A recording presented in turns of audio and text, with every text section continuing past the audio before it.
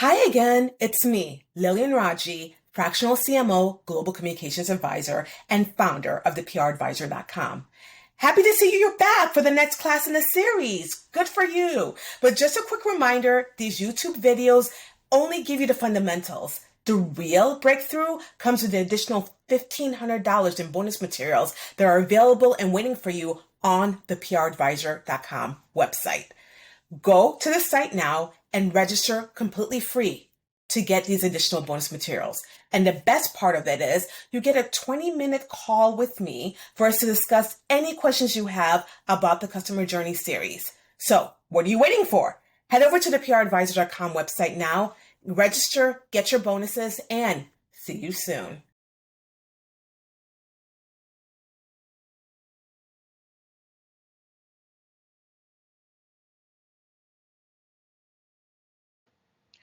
Welcome back to the customer journey, using PR to help customers find you. Do you have your worksheets ready? If not, go ahead and download them. I promise you, you're going to need them today. Today, we're going to create customer personas. But first, let's turn your company into a beautiful woman. We want to create a voice for your company, as that voice will enable you to keep a consistent theme across all of your messaging and communication platforms. The voice should align with the interests of your audience and match your communication style while staying true to you as a company.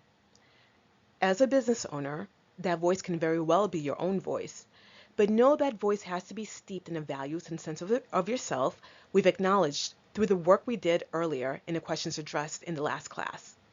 So, to your worksheets. If your company was a person, how would you describe her? Who is she? What is she like? Pause now to answer this. I had a client compare their company to Sophia Loren. Of course, the client is Italian. This is a piece from the client's collection. To the question of who is she, what is she like, they said their company had a strong personality and was a complicated woman. She doesn't wear jewelry to show off, and she doesn't allow others to define her. She is chic, elegant, and not defined by labels. She wants jewelry she can wear with anything. Jewelry is a part of who she is. Can you see how all of this fits in this one piece of jewelry? Can you see how Sophia Loren fits this piece? Now it's time to get to know your customer. Back to your worksheet as we go into your customer persona. Yes, we're back to Cartier. Is the point of making customers passionate about your brand becoming clearer? I bet someone taking this course will end up on the Cartier website. Alas, Cartier is not a client, but you have a relationship with Cartier. Let them know we'll happily take a medium automatic Ballon Bleu on a leather strap as thank you for all of this free publicity. All right, turn to your worksheets. Fill in your name for the three name of your company, women. In this exercise, I'm using feminine pronouns, but use whichever pronouns are applicable for you. And this is something to keep in mind too as you're working up your customer persona. We're in an age now where gender identity is of concern to many. How people identify shouldn't keep you from taking their money. Now, I usually have clients focused on 3 different customer personas, but you can do more than 3. Doing less, however, is lazy. Not all of your customers are the same, so you really want to let yourself think about who they are, especially if your business attracts a wide array of personalities. Next, you'll fill in the blanks. Think about one of your customers for this exercise. Fully imagine and flesh out the customer in your mind. Then answer the questions. She is. When we say she is, think of who she is, how her friends might identify her. A client wrote down, she is intelligent, educated, appreciates art, sensitive. She enjoys. She enjoys what? Travel, painting, racing cars. Think about what this one customer loves to do. Now, if you're wondering about the racing cars points, let me tell you, I as a woman enjoy racing cars and have been formally trained over the past 20 years by Porsche, Lexus, and BMW. In fact, my first car was a Mustang GT 5.0, and then the car after that was a Trans Am 5.7 liter 0 to 60 in 5.2 seconds. And oh my God, I loved to get to those 5.2 seconds. It's not so out of the ordinary to find a woman interested in traditionally masculine pursuits. So don't be afraid to truly consider how your customer might be unique. She believes in. She believes in what? Human rights, never wearing white after Labor Day. What does she truly believe in?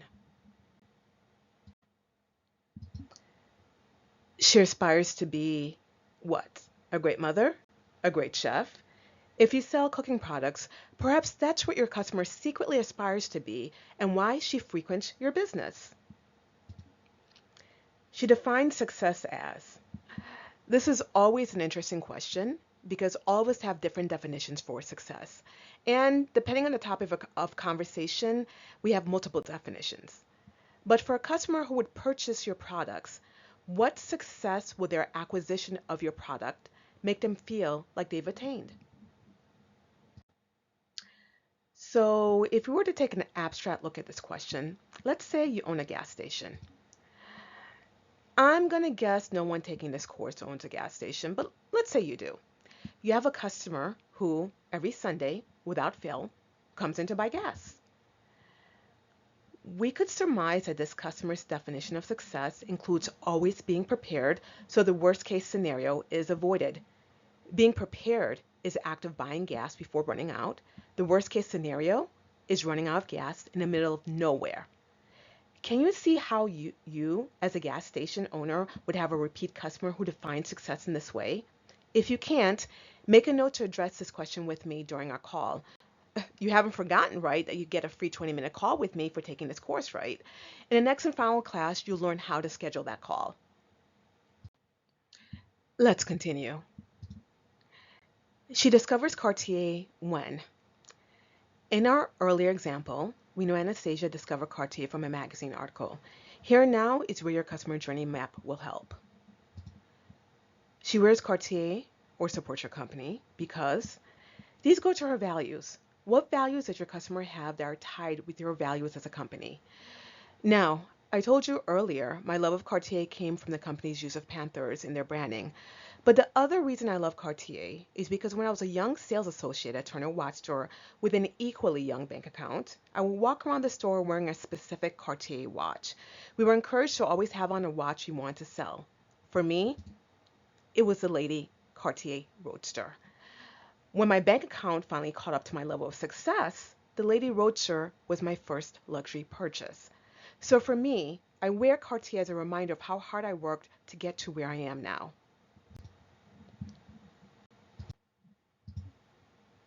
In addition to Cartier, she wears. Here we look at both your competitors as well as companies that complement you. Cartier doesn't make women's apparel, so we might say Anastasia wears Chanel or Yves Saint Laurent. Or she might wear Jessica Simpson clothing because she prefers to spend her money on jewelry and not apparel. The obvious answer isn't always the right answer, so think carefully about who your customer is. Actors she loves are. This again is going more into her self-identity. For all of us, our favorite actors always choose roles we can relate to on a personal level. Your customers do as well. Next, her household income is. How old is she? Is she married? Does she have children? If yes, how many? Does she work? If so, what does she do? Now, for many of you, it'll be hard to know the answers to these questions, especially since you need to build this persona out of 3 different types of customers. But this is where the survey we discussed earlier comes in. Also, the internet search you do on your company that we spoke of earlier may help you answer these questions as well. For some of your customers, however, you can find answers to much of this from their Instagram page. In fact, look at who follows you on Instagram and go to their personal page to learn more about that person's life. This can give you direct answers about your customers. There's a socialite with whom I worked when the United Nations recruited me and her for a major project. She's extremely vocal about not just her beliefs, but how she lives her life. She shares so much information about herself publicly that if she were your customer, all of these questions would be easily answered just by going to her Instagram page. If you're getting stuck with trying to create your customer personas, social media can be an incredible asset. Next, what type of message would she like to hear from us? What type of photos or images would she like to see from us?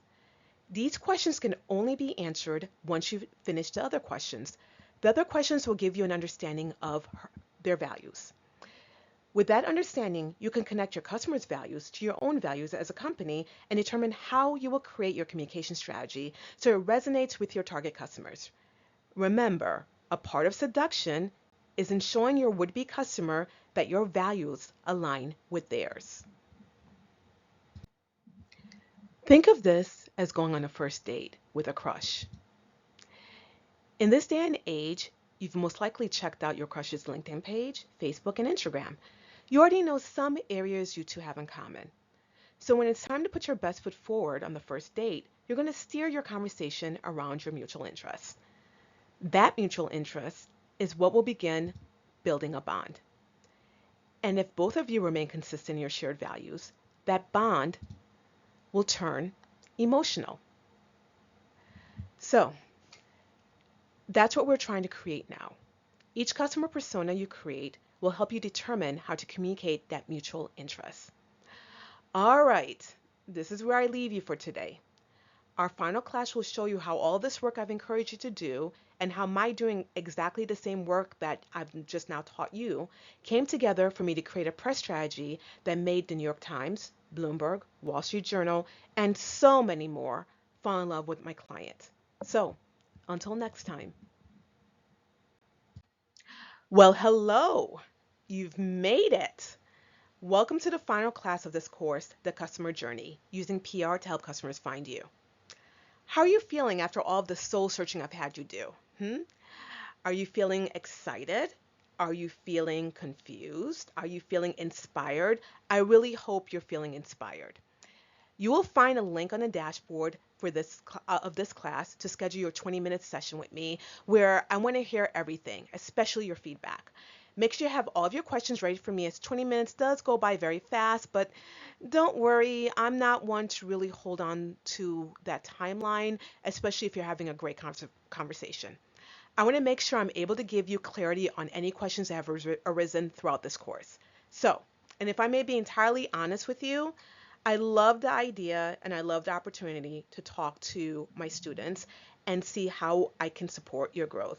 Now, don't worry, this call is going to be entirely focused on you. It's not going to be a selling call because I know sometimes people schedule these things and they want to try and sell you more services. Don't worry, it's not going to be like that with me.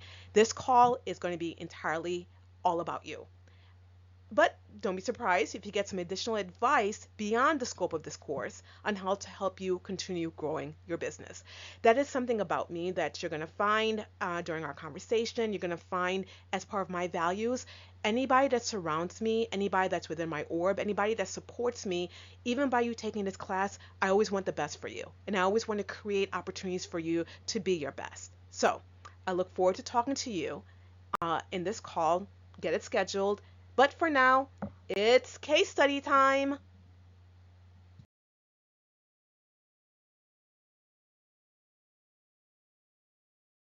So, for this last class together, it's time to tie all of the work I've had you do together with our case study.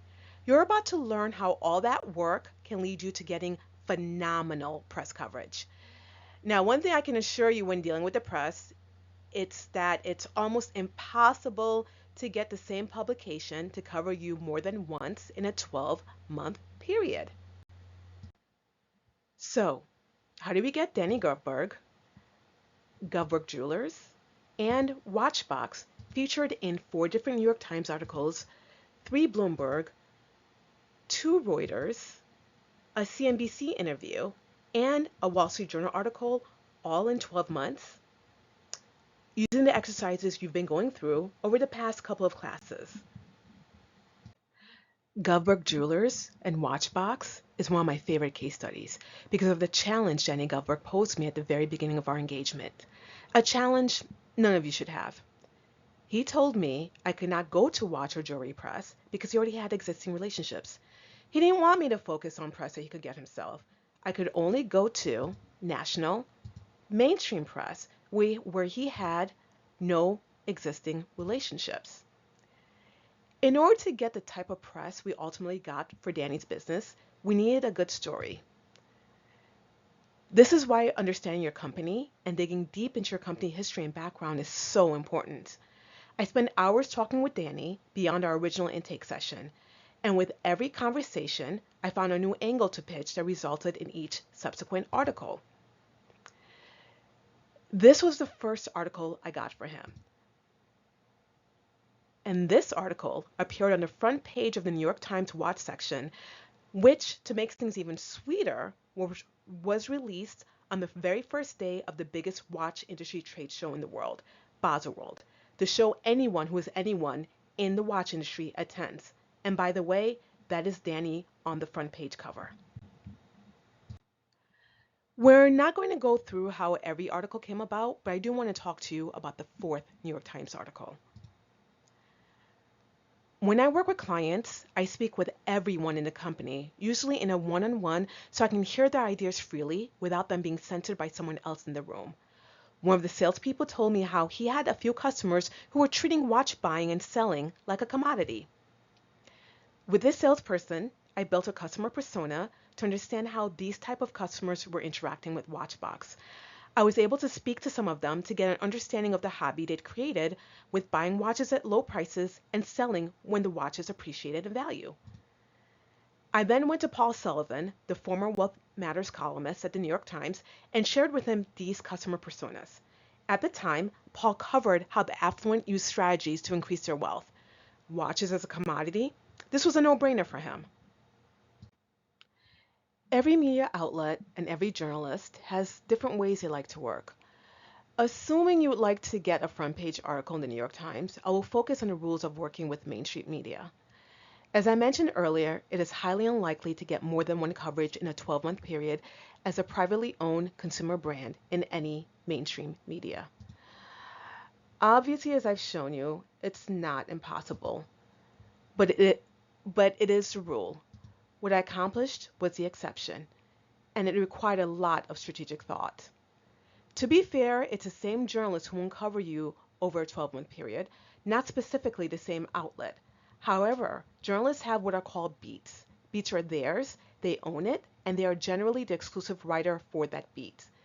They always need to have something fresh, which is why they won't consider you again in a relatively short period of time unless you're doing something else that they're already writing about. Victoria Gomelski covers watches for the New York Times. She gave me the first Govberg New York Times article, the one that ended up on the front page of the watch section during the first day of Baselworld. What you're looking at here is actually the third article she did for me, and the second one also to appear on the front page of the watch section during Baselworld, and of course, again, on the first day of Baselworld. And yes, that's Govberg's team you're seeing on that cover. Victoria gave me a total of 3 New York Times articles over a 12-month period. Why? Because I found more stories from Danny that was able to tie into something she was already planning to write about. The other way to get additional coverage is to go to a different beat. That's what I did with Paul Sullivan. I cannot stress to you enough the importance of knowing your company inside and out, always with fresh eyes, because old eyes will miss something an outsider may find unique. Victoria had just done our third front page article for me 2 months prior, so I knew I couldn't go back to her. But having done the customer persona, I realized Paul Sullivan would be a good target for what I just learned about the Watchbox customer, which is they were using watches as a commodity. Remember our survey discussion earlier? The results of that survey and what people are saying about you can also be used to pitch a story to the press. Know your company. Worksheets 2 and 3 are meant to help you with this. Know your customers. This is the purpose of yesterday's customer persona. What you learn about your customers will help you develop a narrative that will entice a journalist to cover you, especially when you can show the journalist your customers are the type to read their articles. Know what is being said about you. Again, the surveys, but don't forget what I told you about doing an internet search about your brand. And most important of all, know the press. From this day forward, save every article you read that you feel your company should have been included. Copy down the name of the writer and follow him or her on social media. I like to set up Google alerts for specific writers so I can always get email alerts on what their latest articles are covering. This is another golden rule. Know what your target journalists like to write about. That way, when something develops within your company, you know which journalists will be interested. As you build out your customer personas and you come to better understand why customers choose you, you'll be able to start identifying which journalist will be interested in hearing your story. Of course, there's a lot more to working with the press than what is covered in this course. I'll be working on a course covering press relations, but in the meantime, the PR Advisor website, Vault tab, has a lot of invaluable information. Don't forget to sign up for my free weekly newsletters while you're there. I'll be answering additional questions weekly through it. You're invited to email me any questions you want included in a future newsletter. Thank you so much for taking this course. And lastly, don't forget to schedule your free 20-minute call with me. I absolutely want to ensure you've gotten all of your customer journey questions answered, as well as any more that might help your company become greater than where it is right now. Once again, thank you so much for your time. Thank you for taking in this course. Thank you for believing in me to show you the way of doing a customer journey. Again, my name is Lilian Raji, president of the Lilian Raji Agency and founder of the PR Advisor. I wish you the greatest success in your business, and I look very much forward to talking with you soon.